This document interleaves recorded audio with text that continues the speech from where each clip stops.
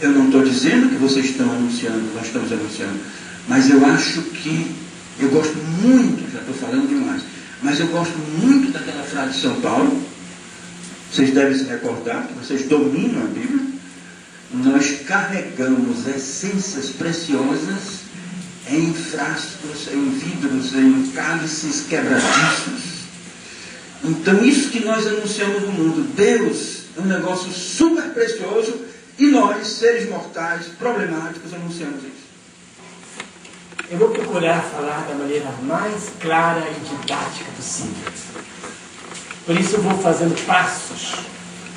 Eu tenho a impressão que o tempo é curto, que são 2 dias só, que mais importante que conteúdos e informações, de que nós não necessitamos, porque o Google tem bilhões de informações, é formar o pensar.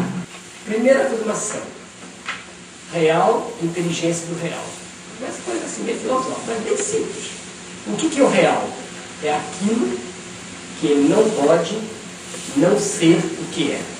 Ou, de maneira positiva, aquilo que só é o que é. Cadeira só é cadeira. Cadeira não pode ser porta. Por quê? Se eu peço uma cadeira, você não vai me trazer uma porta. Então, real é aquilo que só pode ser o que é. Cadeira só pode ser cadeira. Ok? Portanto, qualquer relativismo seria absurdo. Cadeira é cadeira. Por que é importante? Suponhamos que chega um jovenzinho que se modernou. Eu acho uma coisa, interessa o que eu acho. Então eu estou no 10º andar do edifício, aí eu digo para ele, então ache, por exemplo, que aquela janela é porta. Saia por ela. Vai sair uma vez só. 10º andar. Janela é janela. Se eu vou dizer que janela é porta, vou sair pela janela, ou. Percebe como é importante o real? Então, tudo que eu falar não vai nunca levar ao relativismo. Eu já afirmei logo isso. Se eu chamar janela porta, é fatal. Uma vez só que eu chamar. Ok? Agora, o que é inteligência do real? Então, essa realidade pode ser iluminada.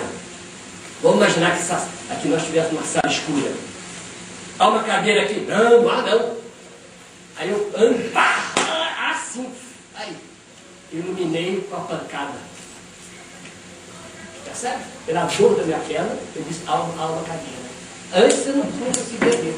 Então eu iluminei com a pancada. Acendi a lâmpada.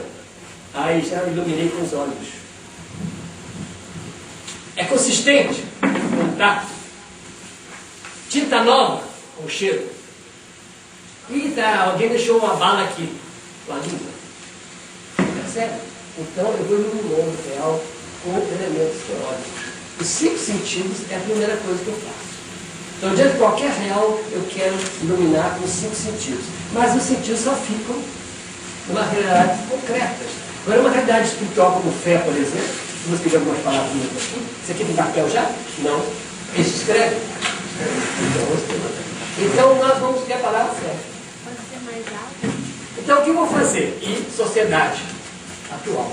Então, os dois termos que eu vou querer articular. Então, eu vou iluminar. Agora, não vou iluminar com 5 sentidos, porque fé não é uma realidade iluminável, como uma cadeira. Então, eu preciso trazer conhecimentos. Posso, por exemplo, iluminar a fé com a psicologia. Posso iluminar a fé com a sociologia. Posso iluminar a fé com a filosofia. Posso iluminar com a teologia escolástica. Posso com a exegese, com a história da religião. Qual que me dá o conhecimento da realidade? Da fé todas. Todas. Cada uma dá um pouquinho. O grande problema do fechamento cultural é imaginar que eu, iluminando a fé com um raio, eu conheço o que é a fé. Iluminei com um raio só, gente. Há 400 raios para iluminá-la. Então eu vou iluminando. Com os meus raios. Isso não relativiza, não ilumina mais. Eu não preciso ter medo da luz. Qualquer conhecimento que me ajudar a entender a fé, ela fica mais clara. Então eu vou buscando. Daí a importância do diálogo interdisciplinar, transdisciplinar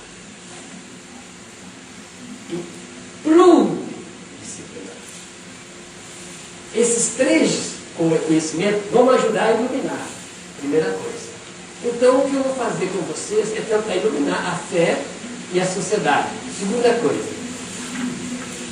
Se tiver muito complicado, você levanta e pergunta. Olha, eu muito pequeno, vocês podem me interromper o que quiserem, não me perco, não. Eu acostumado a dar aula, depois que eu fiz até hoje, eu sei cozer, nem com essa, nem cozer. A fé eu posso olhar sobre dois aspectos. Isso é muito importante, para a gente não confundir. Muito importante. A fé, enquanto ela é abstrata, vou explicar, todas as palavras vou explicar, universal. E a fé, enquanto este homem ou esta mulher crê, você, seu nome é? Leiliane. Então fica Leiliane. Leiliane que crê. Não é a mesma coisa. É isso que nós confundimos muitas vezes. Quando eu falo da fé universal, eu não estou falando de ninguém ainda. Não estou falando de ninguém. Estou falando de uma realidade que existe, que não existe. Mas o que eu preciso são luzes para depois eu entender o que interessa entender a Leiliane que crê. Isso que interessa. Não interessa saber que coisa é a fé. Mas, para eu entender como ela crê, aí eu faço uma reflexão enorme sobre a fé. Depois vou vendo se isso acontece nela, de que modo acontece nela. É diferente. Então, toda a realidade, ela tem um aspecto universal e de particular, de absoluto e de relativo. Nem só relativo, nem só absoluto. Porque você crê diferente, você crê diferente, você crê diferente, não é relativo. Mas você crê, logo é universal.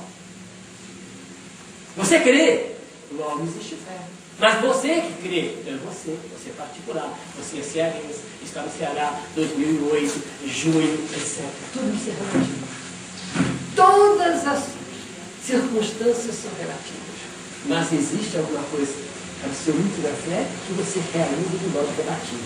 Então ela é relativa e absoluta ao mesmo tempo. Se eu disser que ela é absoluta, diz metade da verdade. Se eu disser que ela é relativa, diz metade da verdade. Se eu disser que ela é absoluta e relativa, eu digo toda a verdade. Muita gente leva um susto quando diz isso. Por quê? Não, é Deus que disse. Deus que disse, mas você que ouviu. As suas orelhas não é de Deus, não. As suas orelhas com muita cera e que você não tomou banho há 3 meses. Então, quando Deus falou uma coisa, falou, você entendeu assim, um anasalado. Por quê? Ele falou, mas as suas orelhas não são mesmo. A mesma que as orelhas de Oséias, de Abinadom, etc. não são as mesmas. Deus falou, mas foi a voz que ouviu. E ao ouvir, amosificou Deus, oseiou Deus, isaiou Deus, jeremiou Deus.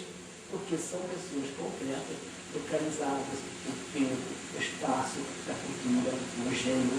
Se fosse mulher, seria diferente. É um pouco esse fenômeno que eu quero estudar com vocês. Essa é a introduçãozinha. Então, eu vou tentar mostrar para vocês que no momento em que nós vivemos situações culturais, nós percebemos a fé diferentemente. É claro que eu posso, nesse nível aqui concreto, ser concretíssimo uma pessoa. Posso ser um pouco concreto, mas um pouco mais amplo. Ceará. Posso ser concreto, porque Ceará é concreto, mas posso ampliar um pouco mais. Brasileiro. Posso pegar uma época cultural, mas todos são concretos. Todos são situados. Mas só que um situado eu posso ampliar um pouco. Então a ciência faz um pouco isso. Se eu fizer psicologia do indivíduo, não dá. Então o psicólogo pega 20 casos e vê, não, o cearense tem esse traço. O cearense é um pouquinho mais universal que